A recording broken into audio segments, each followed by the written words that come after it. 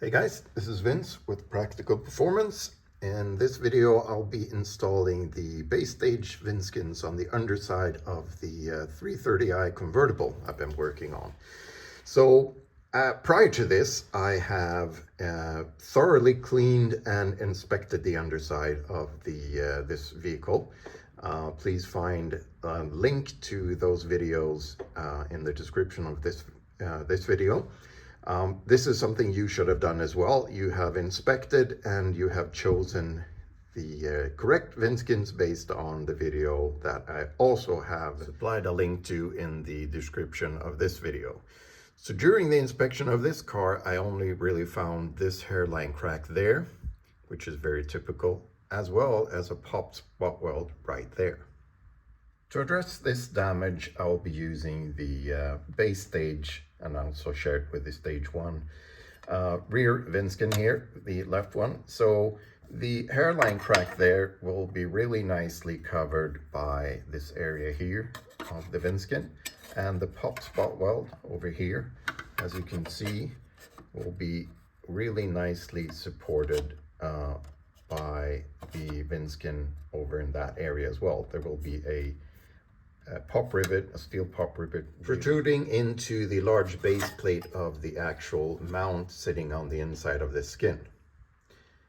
So the front right here has minimal to no damage. There could be a little bit of a start of the semicircular crack here. Could be a lot worse. It could be a long crack here and so on, as shown in the VinceSkinz comparison video. In this case, there's not a lot of damage, so the base stage front right VinceSkin is perfect. It does come around upwards like this. It does give a little bit of extra strength, but it's not, you know, the really large VinceSkin. It doesn't come down here as well. There's no need. For the front left, we will be using the flat skin, which is part of the base stage kit, and it will be sitting something like onto the installation itself. The first thing you'll do is place the VinceSkin. I used a wheel bolt and a large washer into its position and trace the outside of the VinceSkin. When removing the VinceSkin, you want to make sure, just one more extra time, that any cracking is well within the perimeter. Our pop spot weld is also inside of here, so we're good to go. Next thing you'll do is remove the paint. Sometimes actually it's easier to stop drill the crack before removing the paint, but I have found that it's actually easier to find the end of the crack when removing the paint. So this is what I'm using, one of these and my power drill. This is really efficient. It removes the paint and also the seam sealer really easily, while not being too abrasive to the metal. Anyway, I removed the paint and I also took the opportunity to remove some of the rust there as well.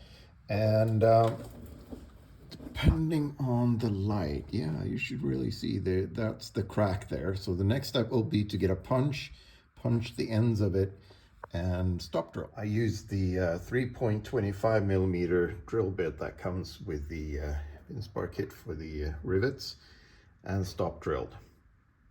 Now what we'll want to do is make sure that we have a really nice fit with the VinceSkin against the contours of the rear axle carrier. It fits perfectly, as perfectly as we can.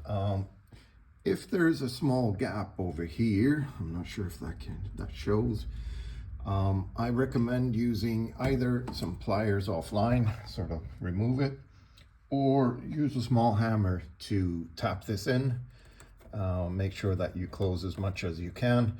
The rivets will pull this in, but the better you can make it fit, the better the result will be. Having closed the gaps here, there was a bit of a, I don't know what you call it, tension, really tight fit.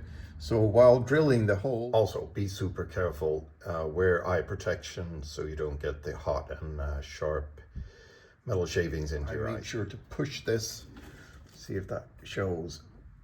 It does move a little bit up and down.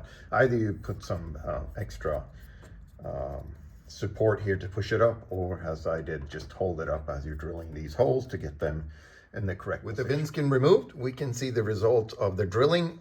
These holes you will feel are just through this surface here, this skin here of the rear axle carry panel. These other holes here, they are drilled through the outer skin into the inner structure, the base plate. They are carefully placed close to the spot welds to make sure that we are hitting structure in behind. As you're doing that, do not push too hard when you're drilling. Just let the drill do the work. Otherwise, you can sort of slip and break the drill bit. And as seen over here, the rivet hole, the rivet here will close and push this up and really nicely support that pop spot weld there. So now that this is done, off to do the right side. In this case, there are no cracks, so no need to do any stop drilling on this side. I do want to point out again how nicely the disc I'm using cuts through this thick seam sealer. So I will be forming and drilling this offline, and then we're going to move on to the right front. Having placed the base stage front right VinceSkin in its position, I have traced the perimeter, and it's time to take it off and remove the paint and any rust underneath. As you can probably see, I've been removing some seam sealer here as well for the unless there's rust and stuff you want to remove. This is not necessary for the base stage and stage 1 VinceSkinz. I've been trying out some stage 2s here, that's why I removed that. My recommendation is get rid of any rust while you're under here, but other than that, you know, don't remove more than you have to of the seam sealer. With that said, let's get started. This could be, and this is what I'm doing. I'm removing the rust to start with, getting as much as I can off of there, and then doing the perimeter and any other rust. Having removed the paint and rust, we want to inspect this area to see if there is a crack, and potentially we need to stop drill the ends. In this case, there is no crack. There is an indentation here, and that is from, let's see if I can show that. So this is the factory stud that goes up there. The shiny part here is the surface that sits against the subframe mount. This, as you're accelerating and braking, this goes up and down, but also it tips ever so slightly. And this movement here makes this outer skin move relative to the inside mount and the base plate. I will be making a breakout video, and I will be using these two pictures to explain what's going on inside of here, and why there's a dent here, and why some of these spot welds pop and the cracks up here. But I'll do that in a breakout video, as I said. In our case, the base plate is quite enough. It's going to be sitting like this. It's going to be supporting here, and as we don't have any cracks, there's no need to go over here. Had there been cracks there, and maybe this would be larger and come out like that, the stage 1 VinceSkin would be a better choice, because it now supports and strengthens this whole area here, and we attach it up above. Again, before drilling, make sure that you have placed the skin with as close as a fit you can. In this case, I've moved it backwards in terms of the centering the hole. There is some wiggle room. There are some differences with the skins and also the underside. So, and the holes inside of the skin are oversized, so there is the possibility of moving it. So this is what I'm going for, and now I'm going to drill it. Having drilled the holes, and holding this up just to show you what I meant with the oversized hole, and that it is okay to move the skin. The important part is that the skin fits as well as you can to the rear axle carrier skin panel. The hole is less important as long as you get the screw in there. In addition to the 4 VinceSkinz, we will also be installing these 2 spacers to make up for the height difference the VinceSkinz make. So what I've first done is place the spacers. I have scribed the outline. I will be removing the paint. Now that the paint rust and seam sealer has been removed for all the forward mounts, as well as for the areas where the spacers go, and we have drilled the holes for the VinceSkinz, it's time to do the roughening of the surface. In order to do this, I have scribed the outlines once again, because we will be bouncing a grinding disc like this, and I need to know where to go, how far out to go, because in some places I have removed rust. There's no need to roughen those surfaces. To show you the method of roughening the surface, I'll be using this rear VinceSkin. And what we want to do is first of all wipe off any grease that may be there. We don't want to grind that into the surface. And then I'll be using my angle grinder with a grinding disc, and I'm not going to be going like this. I'm going to be sort of bumping this, letting it bounce on the surface to get sort of a rough surface. This here is the kind of surface finish, the roughness we're looking for. So you can probably see how the grinding disc has been sort of skidding around and jumping to get that rough surface, to give the epoxy a really good chance to bite into the metal. So off camera, I'll do all the VinceSkinz, the spacers, and also the surfaces in the car. Here are the 4 VinceSkinz and the 2 spacers with the roughened surface. The corresponding mating surfaces on the car, where the VinceSkinz will go, where the epoxy will bite. So again, roughen the surfaces, preparing for the epoxy and the riveting. It's time for the epoxy and the riveting. So I'm going to show you one of these. I'm going to go with the left, right, and then do rest of them off camera. So what we want to do is do a final cleaning with the brake cleaner. I'm just going to spray this in case there are any fingerprints and stuff like that.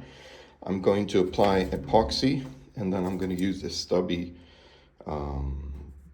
paintbrush to even it out. We don't have to go crazy about the amount because we're going to do both sides. So I'm going to do the same to the mount on the car. Amount here. If this is not enough, I can also add. This is what it looks like when the epoxy is spread out with the... Prior to applying the epoxy to the car, you want to make sure you have your rivet gun, your bag of rivets, and the wheel bolt with the washer handy. Moving to the underside of the car, I've now sprayed the mount with brake cleaner and let this dry off. So I'm going to do the same here with spreading out the... This is the amount of epoxy I'm going with. As you can see, I've added a little bit extra here where the crack is, just to be on the safe side. So I'm going to spread this out. I'm going to use what it looks like with the epoxy spread out. You will get some epoxy in the hole here. That's okay. We're going to rethread that once the epoxy has cured. I'm moving forward to placing this and using the wheel bolt and a washer to hold it in place. Having placed the VinceSkin, I used the wheel bolt and the washer and just snugly placed it. And to hold it up. It actually sticks pretty well with the epoxy. And then I started just adding the rivets, as you can see, to get it to sort of guide it and make sure that I have it in the right position. I put most of the rivets there, no need to put all of them in. I'm going to start by tightening, popping the rivets around here and sort of work my way out, pushing the excess epoxy out. This is what it looks like when I started popping the rivets. As you can see, there's some excess epoxy being pushed out to the perimeter here. I'm gonna go off and do all of them now, again working my way out. Rivets mounted and popped. We do see the excess epoxy. We're going to use the brush to even this out and seal the edges for watertight seal.